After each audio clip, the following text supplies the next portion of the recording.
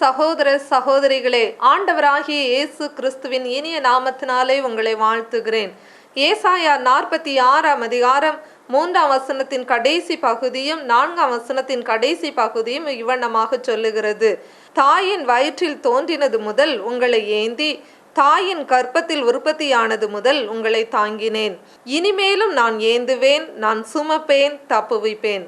ஆம், எனக்கு அன்பானவர்களே, நம்முடைய ஆண்டவராகிய இயேசு கிறிஸ்து நம்மை ஏந்துகிற, சுமக்கிற, தப்புவிக்கிற அன்பான தெய்வமாக இருக்கிறார். இன்றைக்கும் கூட நம்முடைய ஆண்டவராகிய இயேசு கிறிஸ்து நம்மை ஒவ்வொரு நாளும் ஒவ்வொரு நொடியும் நம்மை ஏந்தி தப்புவிக்கிற, சுமக்கிற ஒரு தேவனாக இருக்கிறார். இன்றைக்கு ஆண்டவர் நம்மை எப்படியெல்லாம் அவர் சுமந்து செல்கிறார் என்பதை குறித்து இன்றைக்கு 3 காரியங்களை நாம் தியானிக்க போகிறோம். முதலாவது, உபாகமம் 1 அதிகாரம் 31 வசனத்தில, ஒரு மனிதன் தன் பிள்ளையை சுமந்து கொண்டு போவது போல நீங்கள் இவ்விடத்திற்கு வருகிற வரைக்கும் நடந்து வந்த வழிகள் எல்லாவற்றிலும் உங்கள் தேவனாகிய கர்த்தர் உங்களை சுமந்து கொண்டு வந்ததை கண்டீர்களே. ஆம், எனக்கு அன்பானவர்களே, ஒரு மனிதன் தன் பிள்ளையை சுமந்து கொண்டு போவது போல நம்முடைய ஆண்டவராகிய இயேசு கிறிஸ்து நம்மை சுமந்து கொண்டு செல்லுகிறாராம். எவ்வளவு அன்பான தெய்வம் பாருங்க. இன்றைக்கு ஒரு தகப்பன் தன் பிள்ளையை சுமந்து கொண்டு செல்லுவது போல இன்றைக்கு நான் உங்களை சுமந்து கொண்டு செல்லுகிறேன் என்று சொல்லுகிறார். யோவான் 1 அதிகாரம் 12 வசனம் சொல்லுகிறது, அவருடைய நாமத்தின் மேல் விசுவாசம் உள்ளவர்களாய் அவரை ஏற்றுக்கொண்டவர்கள் எத்தனை பேர்களோ அத்தனை பேர்களும் அவருடைய பிள்ளைகளாகும்படி அவர்களுக்கு அதிகாரம் கொடுத்தார் என்று சொல்லி, நாம் இன்றைக்கு இயேசுவை விசுவாசிக்கிற ஒவ்வொருவரும் தேவனுடைய பிள்ளைகளாகும்படி அவர் அதிகாரம் கொடுத்திருக்கிறார். ஆம், நாம் அவருடைய செல்ல பிள்ளைகள் என்று வேதம் சொல்லுகிறது. ஆண்டவராகிய இயேசு கிறிஸ்து இன்றைக்கு நம்மை பார்த்து, நம்முடைய தேவனாகிய கர்த்தர் நம்மை பார்த்து சொல்லுகிறார், நீ என்னுடைய அருமையான மகன், நீ என்னுடைய அருமையான மகள் என்று சொல்லி. எவ்வளவு பெரிய ஒரு ஆனந்தம் பாருங்க. இன்றைக்கு ஏதோ நான் வந்தேன், ஏதோ ஜெபிக்கிறேன், போனேன் என்று அல்ல, இன்றைக்கு நீங்களும் நானும் தேவனுடைய பிள்ளைகள் என்று சொல்லி அவரால் நாம் அங்கீகரிக்கப்பட்டு இருக்கிறோம். எவ்வளவு பெரிய ஒரு ஆனந்தம் பாருங்க.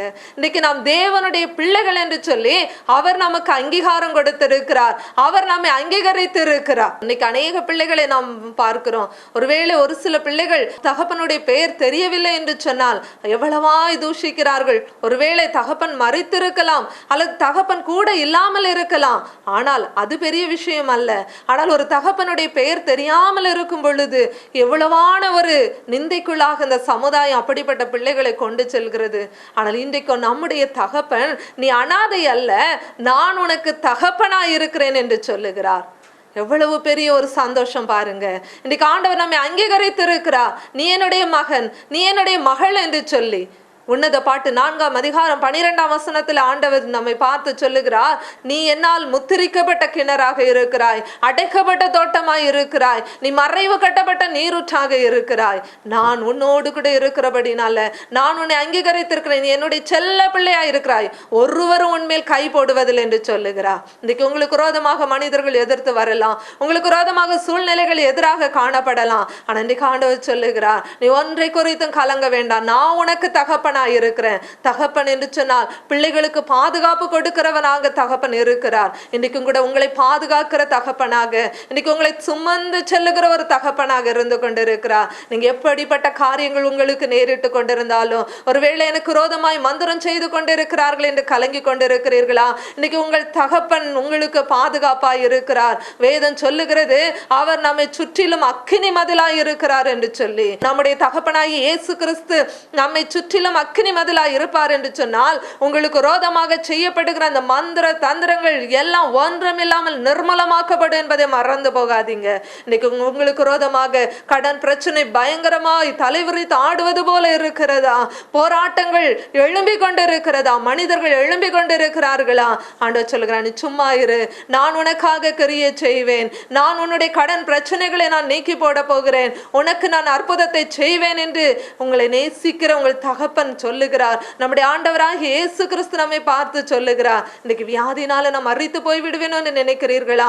இன்னைக்கு அவர் நமக்கு தகப்பனாய் இருக்கிறபடினாலே, நம்மை பாதுகாக்கிற தகப்பனாய் இருக்கிறபடினால, இன்னைக்கு இந்த வியாதி உங்களை சேதப்படுத்தாதபடிக்கு அவர் புதிய ஜீவனை உங்களுக்கு கொடுக்க போகிறார். இரண்டாவதாக ஏசாயா தீர்க்கதரிசியின் புஸ்தகம் 66ஆம் அதிகாரத்துல 12-13 வசனங்களிலே நாம் வாசிக்கிறோம். 12ஆம் வசனத்தினுடைய கடைசி பகுதியில, இடுப்பில் வைத்து சுமக்கப்படுவீர்கள், முழங்காலில் வைத்து தாளாட்டப்படுவீர்கள், ஒருவனை அவன் தாய் தேற்றுவது போல் நான் உங்களை தேற்றுவேன் என்று சொல்லுகிறதை நாம் பார்க்கிறோம். ஆம், எனக்கு அன்பான சகோதரனே சகோதரியே, இன்றைக்கு ஆண்டவர் அடுத்ததாக நம்மை ஒரு தாய் எப்படி தன்னுடைய பிள்ளையை இடுப்புல வைத்து சுமந்து கொண்டு போவாளோ, அதே போல இன்றைக்கு உங்களையும் என்னையும் அவர் சுமக்கிற ஒரு தாயாக இருக்கிறார். எல் ஷடா என்பது அவருடைய நாமம்.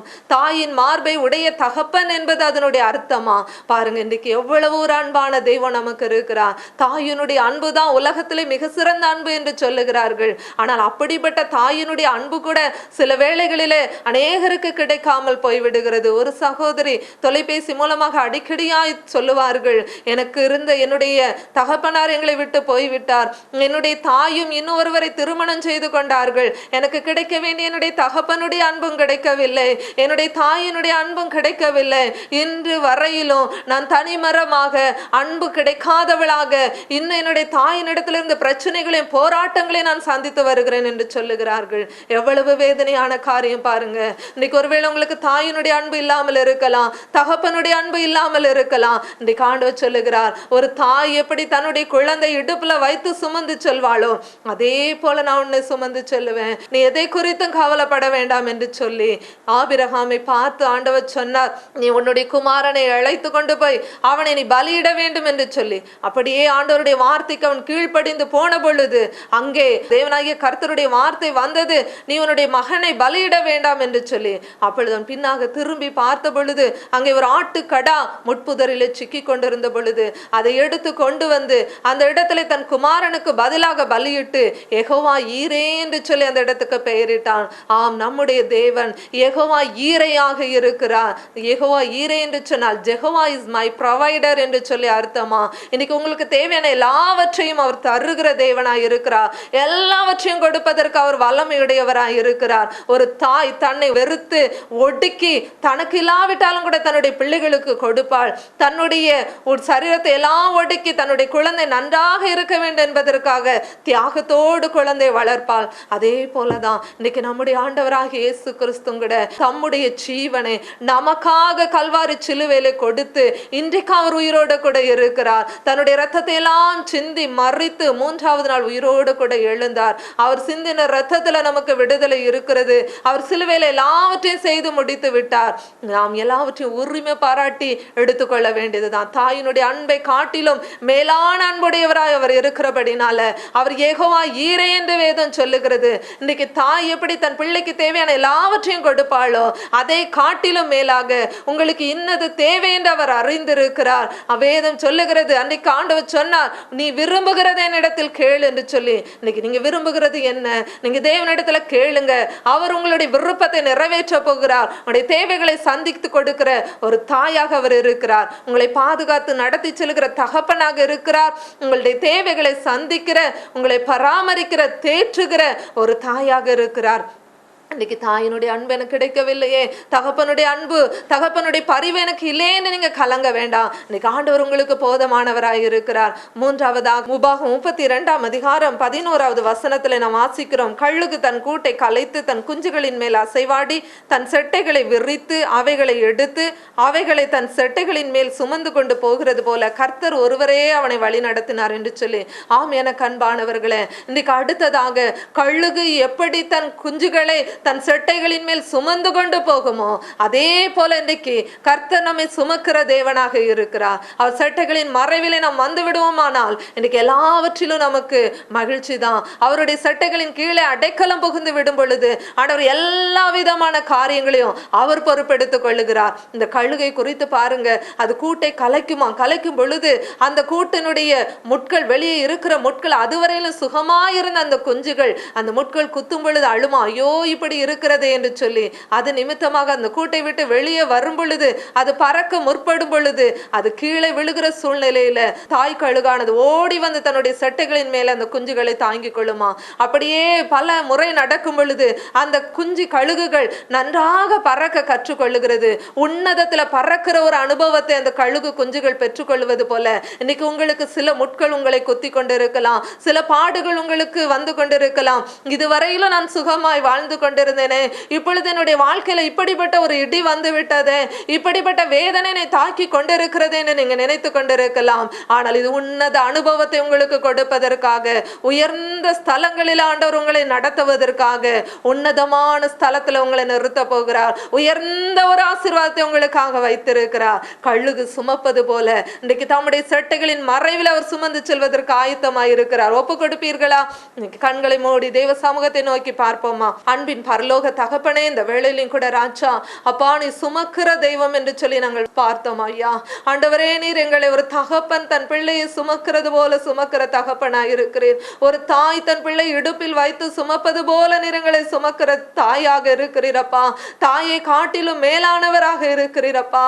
ஆண்டவரே, எங்களை ஆண்டவரை கழுகு எப்படி தன் குஞ்சுகளை செட்டைகளின் மேலே வைத்து சுமந்து கொண்டு செல்லுமோ, அதே போல நீர் எங்களை இப்படி செட்டைகளின் மறைவிலே மறைக்கிற ஆண்டவர் ஒரு தாய் பறவை காட்டிலும் மேலான ஒரு அன்புடையவராய் இருக்கிறேன். இன்றைக்கும் கூட ராஜா இந்த செய்தியை கேட்டுக்கொண்டு எனக்கு தகப்பன் இல்லையே, தாய் இல்லையே, ஒருவேளை அவர்கள் இருந்தாலும் அன்பு எனக்கு கிடைக்கவில்லையே, அவர்கள் மூலமா எனக்கு வர வேண்டிய ஆசீர்வாதங்கள் பாதுகாப்பு கிடைக்கவில்லை என்று கலங்கினவர்களாய் தவித்துக் கொண்டிருக்கிற ஒவ்வொருவரையும் பார்த்து, நான் உனக்கு தகப்பனாய் இருக்கிறேன், நான் உனக்கு தாயாய் இருக்கிறேன், நான் உன்னை சுமந்து கொள்ளுவேன், செட்டைகளின் மறைவிலை மறைத்துக் கொள்வேன் என்று நீங்க சொல்லுகிறதற்காக எமக்கு நன்றியப்பா. எனக்கு வயதாகி கொண்டு போகிறது, என் திருமணத்திற்காக முயற்சி எடுக்க சரியான விதத்துல ஒருவரும் இல்லையே என்று கலங்கி கொண்டிருக்கிற ஒவ்வொருவருக்கும் இந்த நாளில் அற்புதங்களை செய்வீராகப்பா. இந்த வியாதியிலே நான் மறித்து விடுவேனோ, இந்த வியாதி எனக்கு பயமாக இருக்கிறது என்று சொல்லி இன்னைக்கு வியாதியின் நிமித்தமாக கலங்கி தவித்துக் கொண்டிருக்கிற நம்முடைய பிள்ளைகளுக்குள்ள இருக்கிற அந்த பயத்தின் ஆவியின் தேவன் இப்பொழுது அப்புறப்படுத்தி போட்டு ஒரு பரிபூரண சுகத்தை நீர் கட்டளையிடுகிறதற்காக எமக்கு நன்றி. Thank you Lord. அப்பா, அந்த வேளையில இந்த நிகழ்ச்சியை பார்த்து கொண்டிருக்கிற குடும்பங்களில் இருக்கிற வியாதி அஸ்தர்களை நீ தொட்டுகிறதற்காக துதிக்கிறேன் ஐயா. உண்மையாகவே அப்பா, வியாதியோடு கூட படுத்து கொண்டு கலங்கி கொண்டிருக்கிற நம்முடைய பிள்ளைகளை கர்த்தாவே நம்முடைய சுகமளிக்கும் வல்லமை இப்பொழுது அவர்கள் மீது இறங்கி கொண்டிருக்கிறதற்காக நன்றி. Thank you Lord. அப்பா, நீரோலை விடுவிக்கிறதற்காக எமக்கு நன்றி. என்ன விதமான கட்டுகள், என்ன போராட்டங்கள், மந்திரங்கள், ஆண்டவரே சூனியங்கள் எங்களை வேதனைப்படுத்துகிறது, எங்களை வாழ விடாமல் எங்களை செய்கிறது என்று கலங்கி கொண்டிருக்கிற நம்முடைய பிள்ளைகளுக்கு இன்றைக்கு நீர் நம்பிக்கை கொடுத்து ராஜா, நீர் எல்லாவற்றிலும் மேலானவர் என்பதை நிரூபித்து கர்த்தாவே, இன்னைக்கு நம்முடைய பிள்ளைகள் சிக்கி இருக்கிற எல்லா பொல்லாத பிடிகளில் இருந்து நீர் நம்முடைய பிள்ளைகளை விட்டு வைக்கிறதற்காக உமக்கு ஸ்தோத்திரம். இன்றைக்கு கர்த்தாவே, நீர் நம்முடைய பிள்ளைகளுக்கு முன்பாக கடந்து செல்லுவீராக. அவர்களுக்கு ஆண்டவர் எல்லாவற்றையும் நீர் வாய்க்க செய்து நன்மையும் செம்மையுமாய் அவள் எடுக்கிற முயற்சிகள் ஒவ்வொன்றிலும் நிறைவான ஆசீர்வாதத்தை தருவீராக. அப்பா, ஒரு தகப்பன் தாய் எப்படி தன் பிள்ளைகளுக்கு செய்வார்களோ அதை காட்டிலும் மேலாய் இந்த நிகழ்ச்சியை பார்த்து கொண்டிருக்கிற ஒவ்வொருவருக்கும் செய்து நம்முடைய பிள்ளைகளை சந்தோஷத்தினால் நிரப்ப போகிறதற்காக நன்றி. Thank you Lord. நீர் அப்படியே செய்ய போகிறேன். இன்னைக்கு கூட கர்த்தாவே, அசைக்க முடியாத உறுப்புகள், செயல்படாத உறுப்புகள் இந்த வேளையில வல்லமை இறங்கட்டும் ஐயா. ஒரு அற்புதத்தை என் தகப்பன் இந்த வேளையில செய்வீராக. உம்முடைய பிள்ளைகள் சந்தோஷமாய் இருப்பதுதான் உம்முடைய விருப்பம். இன்னைக்கு உம்முடைய பிள்ளைகள் சுகமாய் இருக்க செய்யும். எங்கள் ஆண்டவராகிய இயேசு கிறிஸ்துவின் நாமத்துல கேட்டு பெற்றுக்கொள்கிறோம் எங்கள் பரிசுத்த பிதாவே. ஆமேன், ஆமேன். கர்த்தர் உங்களை ஆசீர்வதிப்பாராக. ஆமேன். எங்களோடு தொடர்பு கொள்ள வேண்டிய முகவரி மிஸ்பாவின் துணி, பாஸ்டர் டி சைமன் ராஜ், 12 கீழ் 73, காமராஜ் நகர், எர்ணாவூர், சென்னை 57. தொலைபேசி எண் 0442573843 மற்றும் 93826896991.